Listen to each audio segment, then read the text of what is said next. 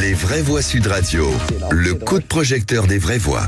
Et donc la Nouvelle-Zélande réclame des explications à la Fédération mondiale de rugby. Ne sautez pas de joie, Philippe David, après la finale perdue de 11-12 face aux Sud-Africains. Déjà l'élimination de la France 28-29 face aux Springboks, qui forcément avait provoqué beaucoup de commentaires après les quarts de finale. La Fédération a même officiellement reconnu depuis 5 erreurs d'arbitrage. Et vous, qu'est-ce que vous en pensez? Les Springboks ont-ils été privilégiés durant cette Coupe du Monde, puisque les Français ont râlé, les Anglais en demi-finale ont râlé, et maintenant ce sont les Néo-Zélandais, les All Blacks qui râlent. Est-ce que pour vous, les All Blacks, allez, sont mauvais perdants? Ils nous avaient reproché d'avoir été mauvais perdants, tiens, en 2011, quand on avait perdu d'1 point contre en finale avec l'arbitrage de Craig Joubert. Est-ce que pour vous, l'arbitrage restera le point faible de la Coupe du Monde 2023? Pour le moment, vous dites oui à 90% sur Twitter. On posera la question à Laurent Cardona, ancien arbitre international et consultant Sud Radio. Bonsoir Laurent, merci d'être avec nous en direct. Philippe Bilger, l'arbitrage, voilà, on en parle beaucoup. Malgré le fait que parfois ce cher Philippe David pouvait nous épuiser avec un discours monomaniaque, il avait, en gros, s'est rendu compte qu'après il avait raison. Et je serais curieux d'avoir l'avis de notre arbitre, notre ancien arbitre. Je suis frappé par plusieurs choses. D'abord, c'est la première fois, me semble-t-il, qu'on identifie de manière aussi claire des graves erreurs d'arbitrage dans des matchs emblématiques. Deuxième élément, en général, lorsqu'une Coupe du Monde est faite à la maison, il ne s'agit pas de déloyauté. En quelque sorte, on donne un petit plus à l'équipe qui invite. Et là, l'équipe de France a été clairement, au contraire, lésée, notamment contre les Springboks. Donc, la question que je pose, et je suis trop long, ma chère Cécile. Non, pas du tout. C'est, est-ce que véritablement, il n'y a pas eu derrière l'apparence des choses un peu sulfureuses? Duteuses. Alors moi, j'attendrai l'avis de Laurent, parce que je vais dire une chose. Mouillez-vous, François. Je pense que le rugby, c'est ce qui caractérise le rugby, c'est l'arbitrage et l'interprétation de l'arbitrage. Voilà, c'est quand même ça qui fait la différence avec le football. Donc, ce sont des règles très complexe, et à chaque arbitre correspond une interprétation. Moi, j'ai quand même eu le sentiment qu'on n'était pas bien traité. J'ai quand même eu le sentiment que Edzebet, à un moment donné, il doit être carton rouge, ou en tout cas qu'ils doivent jouer à 14 contre 14 en finale. J'ai ce sentiment-là. Mais je pense que tout est question d'interprétation, et plus largement, quoi qu'il advienne, avec ou sans l'arbitre, on doit gagner. L'équipe de France, elle n'a pas perdu à cause d'un mauvais arbitre. Elle a perdu parce qu'elle a été moins bonne dans des secteurs de jeu, ces secteurs de jeu habituels, et de toute façon moins bonne dans les secteurs de jeu. Je comprends pas comment Jalibert renvoie ou Ramos renvoie aux 22 mètres, il dévisse des coups de pied. C'est quelque chose, il y a quelque chose qui ne s'est pas passé avec l'équipe de France. Et arbitre ou pas, de toute façon, avec ou contre l'arbitre, quand on est grand, on gagne. Vous êtes le maillon faible, Françoise. Oui. Je le dis tout de suite. Sébastien Ménard. Vous avez dit du mal de Ramos. Elle est très pondérée, François. Pour une fois, Philippe. Non, moi, ce que je voudrais dire, c'est qu'en fait, cette controverse fondée ou infondée sur l'arbitrage a empêché notre ami Philippe David de regarder la finale de la Coupe du Monde. Moi, j'ai vérifié. Non, mais j'ai vérifié, parce qu'en fait, ce que vous devriez dire, Philippe David, c'est que je vous ai appelé pour m'assurer. Je me suis dit, bon, il est quand même devant sa télé, il a quand même regardé. Mais imaginez, c'est-à-dire Philippe David qui décide de boycotter pour une contestation de l'arbitrage. Alors qu'il est une finale de Coupe du Monde, c'est comme... J'avais fait la même chose en 95. C'est comme si Françoise de Goire refusait de relire Karl Marx. C'est comme si Cécile de Midibus refusait de monter dans le baquet d'une Formule 1. Enfin, vous voyez, c'est comme moi avec McDonald's. C'est plutôt comme si un jour je votais Emmanuel Macron. Tu vois. Laurent Cardona. Allez, Laurent. Pour faire le juge de paix des vraies voix. Allez, Laurent. Il va falloir vous départager. Ouais. Non, Laurent, dénué de toute mauvaise foi, on vous écoute.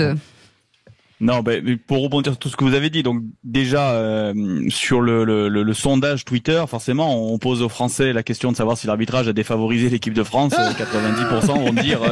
Mais si je pose le même sondage sur Twitter sud-africain, il y a personne qui va dire que l'arbitrage les a eu. Bon, oui, clairement, il y a eu des erreurs d'arbitrage, mais je crois que c'est dans toutes les coupes du monde comme ça, dans toutes les compétitions mise sous lumière.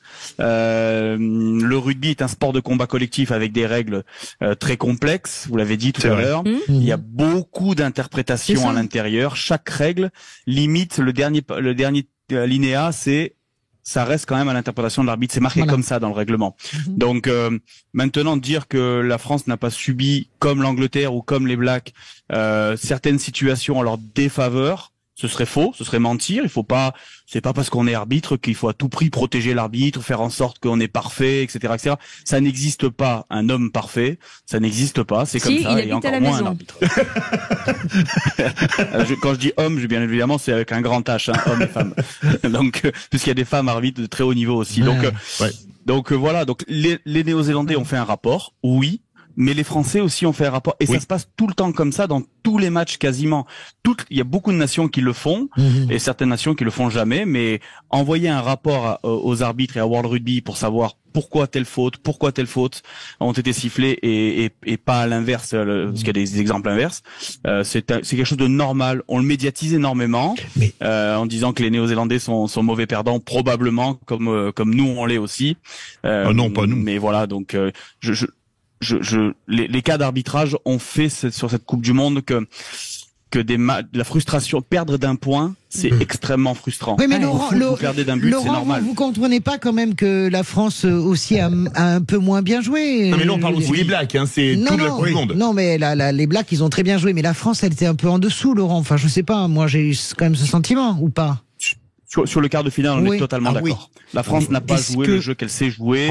Elle s'est trompée sur les ballons en l'air. Elle a pris 3 essais extrêmement faciles à 0 passe. Au rugby, quand on joue des matchs de haut niveau, des essais à 0 passe, c'est pas possible. C'est des erreurs individuelles et voilà, ils nous ont pris dans des secteurs où on n'a pas été fort. Et je pense qu'elle a plus perdu à cause de ça que par les décisions de Ben O'Keefe. Est-ce qu'on peut imaginer ce que moi j'ai vu là sur différents téléscripteurs il y a quelques heures dans le sport qu'est le mien, Fédération française de basket, Ligue nationale de basket, sur une problématique d'arbitrage. Donc ce n'est pas un match de Coupe du Monde, c'est un match de championnat de France de première division de basket professionnelle en France, où il y a eu un mea culpa de la Ligue en disant effectivement on peut comprendre que un certain nombre de décisions aient été incomprise, et on parle d'un match anodin. Ouais. Est-ce que mea culpa, est-ce qu'il peut y en avoir un en fait? Est-ce qu'il peut y avoir un mea culpa de World Rugby? Mais je crois qu'il a déjà été. Il a relevé pour la France. Ouais. Pour la France, il a expliqué 5 fautes. Alors seulement 3 côté français et quand même 2 côté sud-africain. Donc il n'avait pas non plus 5 fautes en défaveur des Français. C'est pas ce qu'a dit World Rugby. Ils en ont relevé 5, 3 et 2. Donc ils essayent d'équilibrer la balance. Mais un mea culpa, je pense pas qu'ils disent l'arbitrage a fait perdre telle équipe. Il y a tellement de paramètres dans notre sport qui peut faire perdre ou gagner une équipe que simplement se focaliser sur l'arbitrage, ce serait totalement cacher, prendre un arbre, mettre la forêt derrière et dire hop, c'est ce monsieur-là qui nous a fait perdre et dire qu'on a été parfait. Non, on peut être frustré et je le comprends. J'étais le premier frustré devant ma télé. Pourtant, j'ai arbitré à haut niveau très très longtemps et j'étais le premier frustré. Je suis français, c'est normal. Allez, on va essayer d'aller chercher la voix de la raison. Philippe au 0826 300 300. C'est Laurent. Pour le moment, c'est Laurent la voix de la raison. Philippe, une réaction sur cet arbitrage. Oui, alors je vais réagir tout simplement. Je suis pas un expert du rugby, encore moins de l'arbitre. C'est de l'arbitrage, pardon. C'est un homme, il a droit aux erreurs. Moi, ce que je sais, c'est que cette Coupe du Monde m'a fait rêver. J'étais derrière mon équipe de France que j'ai trouvée belle. Alors peut-être qu'elle était pas au niveau en quart de finale, je sais pas, mais j'étais derrière elle. Elle m'a vraiment fait rêver. Et je pense que rien que pour ça, on peut pas dire que la Coupe du Monde a été gâchée. C'est une magnifique réussite. Après, quand on perd à un point, c'est sûr, on râle toujours, on va aller toujours chercher quelque chose. Moi, je regarde le spectacle. On n'a pas eu de vitrine cassée dans les rues. On avait un public formidable. Il a raison, contrairement à un autre sport qu'on connaît tous. Le curling. Voilà. C'est positif. C'est super ce qu'il dit, Philippe. C'est vrai. Oui. Merci de le dire parce qu'on ressent ça en fait. Laurent, puis-je vous poser une double question rapide? Est-ce que on explique explique souvent la différence entre le monde un peu brutal, vulgaire du foot et la qualité de l'univers du rugby par le fait que lors des matchs de rugby, on se touche physiquement, on s'empoigne et qu'après, on n'a plus envie de se battre. Première question, qu'est-ce que vous en pensez? Deuxième, est-ce que si vous aviez été arbitre lors de certains matchs là de la Coupe du Monde, est-ce qu'à votre avis, au-delà des divergences d'interprétation, il y a des fautes incontestables d'arbitrage que vous avez relevées? 30 secondes. Allez, très rapide. Alors, sur la première question, oui, on passe tellement de temps à combattre sur un terrain qu'on n'a plus du tout envie derrière de soit discuter avec l'arbitre, soit créer des polémiques inutiles. Et la deuxième question, oui, il y a des fautes assez importantes qui ont pu faire basculer certains matchs et qui m'ont fait sauter de mon canapé, effectivement. On n'a pas le temps. Au moins une. Allez. Laurent, un match? Un match Pays de Galles, Fidji. Je pensais au même. D'entrer dans les phases qualificatives. Alors là, je pensais exactement au même. Merci beaucoup en tout cas pour cet éclairage. Quelle Laurent sagesse, Laurent. Cardona, ancien arbitre international et consultant Sud Radio. Ouais, c'est trop rapide cette émission. On devrait faire 6 heures. Non mais Laurent, là, c'était très passionnant. Il est super. Excellent consultant de Sud Radio. Merci les amis, merci Philippe Bilger.